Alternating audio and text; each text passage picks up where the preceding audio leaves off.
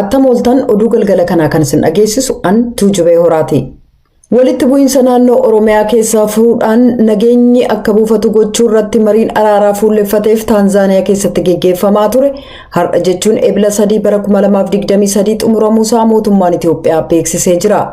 Tajaajilli koominikeeshinii mootummaa ibsa baaseen mariin sun irra jireessa bifa gaariidhaan kan xumurame ta'us dhimmoota hanga tokko irratti garuu marsaa marii ammaa irratti waliigaltee rangaamiin hafee jira jedhe. Waldhibdee sana dhaabbataaf karaa nagaan furuun akka danda'amutti qaamotiin lachuu marii nageenyaa kun itti fufuu akka qabu waliigalaniiru jedha ibsi kun. Heera mootummaaf mootummaanis qajeelfama hanga ammaatti ittiin geggeeffamaa jiruun mootummaan walitti bu'iinsa jiru karaa nagaa hiikuuf ejjennoo cimaa qabaachuun ibsameera jedha. Carraa gaarii kanaaf rakkoolee jiran mariidhaan hiikuuf jalqabbii jirutti fayyadamuudhaan dhimmisaa furmaata akka argatu mootummaan Itoophiyaa ejjennoo cimaa qaburra deebi'uun mirkaneessuu barbaada jechuudhaan qaamotii marii kanaaf haala mijeessaniif keessummeessan galateeffatee jira.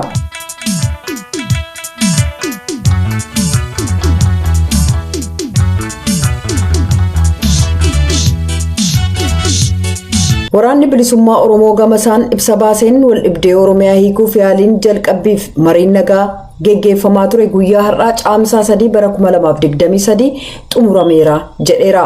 Dhimmoota ijoo tokko irratti wal hubannoon yoo irra gahaman marsaa kana irratti dhimmoota siyaasaa ijoo irratti waliigaltee irra gahuun hin danda'amne jedha ibsichi. Ibsi kun itti fufee gareen lamaan walitti bu'iinsa jiru dhaabbataaf karaa nagaa hiikuuf mariin kun itti fufuu akka qabu amananiiru jedha. Waraanni bilisummaa Oromoo carraa kanatti fayyadamuudhaan waldhibdee karaa nagaaf waliigaltee siyaasaa kabajaa qabuun furuuf murannoo qabu irra deebi'ee ibsuun barbaadaa jedha ibsichi.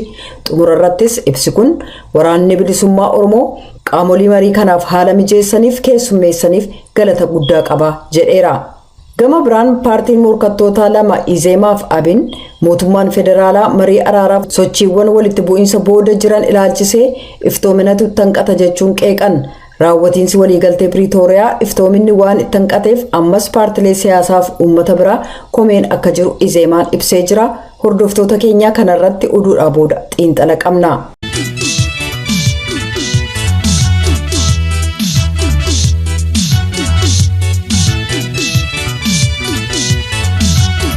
Komishinarri Immootii mirga namaa kan komishina mirga namaa Itoophiyaa Daani'eel Baqqala walabummaan pireesii balaarra jira jechuudhaan dubbatanii jiru.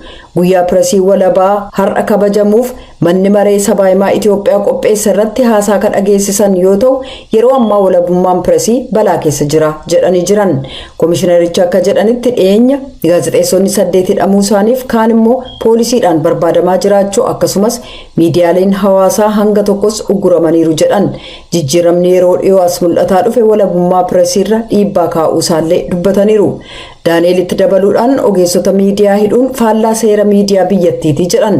Dura ta'an mana maree sabaa himaa Itoophiyaa obbo Amaara Aragaawii gama isaaniin mootummaan mirga walabummaa yaada ofiin ibsachuu ilaalchisee itti gaafatama heerri kenneef akka ba'ullee gaafataniiru.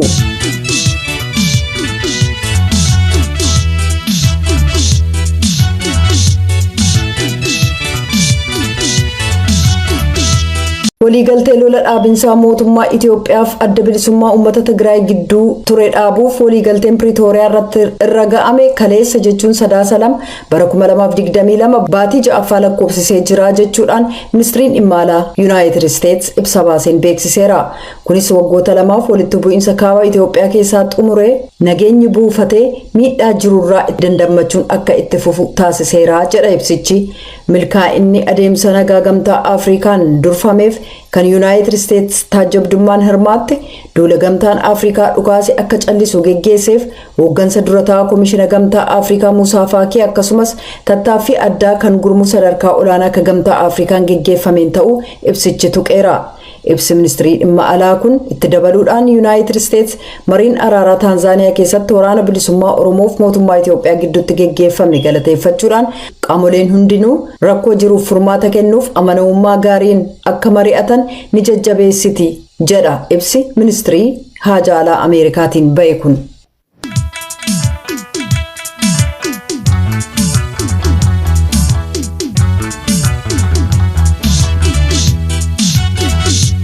Hojjettoonni mootummaa naannoo kibba Itoophiyaa godina Hadiyyaa aanaa Badewaachoo Bahaa mindaa ji'oota sadiif kaffalamuu dhabuu isaatiin gadduu isaanii dubbatan. Barsiisota irraan kanaaf hojjettoonni mootummaa irra caalaan isaanii baatii sadiif mindaa isaanii hin arganne jedhan. Bulchaa olaanaan godina Hadiyyaa Abrahaam Meechaa raadiyoo sagalee Ameerikaaf akka himanitti qonnaan bultoonni godina sana keessa jiran liqaa xaa'oo kaffaluu waan dadhabaniif hojjettoonni mootummaa ji'a sadiif kaffaltii isaanii hin argatin turan jedhan. Bulchiinsi isaanii waajjira faayinaansii naannoo kibbaarraa liqiidhaan xaa'oo bitee herrega kana baasuu dadhabuu isaa ibsaniiru. Naannichi maallaqa kana herrega hojjettoota mootummaaf kaffalamurraa hir'isuu isaallee ibsaniiru.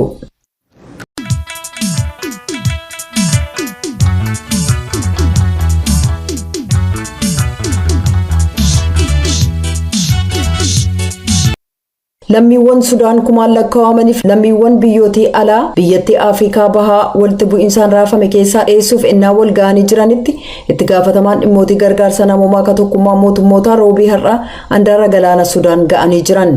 Dhimmootii gargaarsa namoomaa akka tokkummaa mootummootaatti barreessaa olaanaaf qindeessa gargaarsa yeroo hatattamaa akka ta'an Maartin Griffiths fuula Tiwiitara isaanii irratti akka barreessanitti magaalaa Poort Sudaan keessatti daawwannaa isaan geggeessan uummata Sudaaniif cicha jiru mirkaneessuuf jecha jedhan.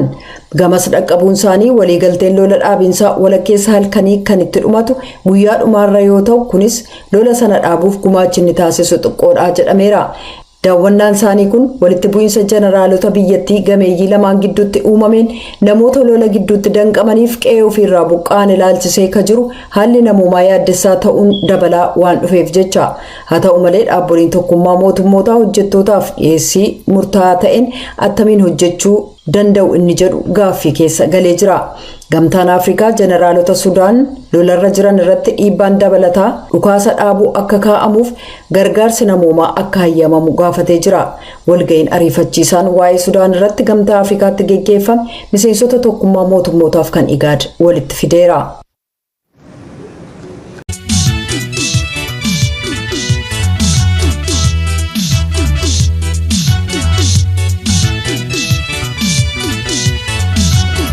Sababa jijjiirama qilleensaaf walitti bu'iinsa mudateerraan kan ka'e Afrikaa keessaa lakkoofsi namoota beelaan du'anii dabalaa dhufuusaa aangawoonni tokkummaa mootummootaaf jaarmoliin kan mootummaa hin ta'in kamisa kaleessaa ibsa kennaniin beeksisaniiru.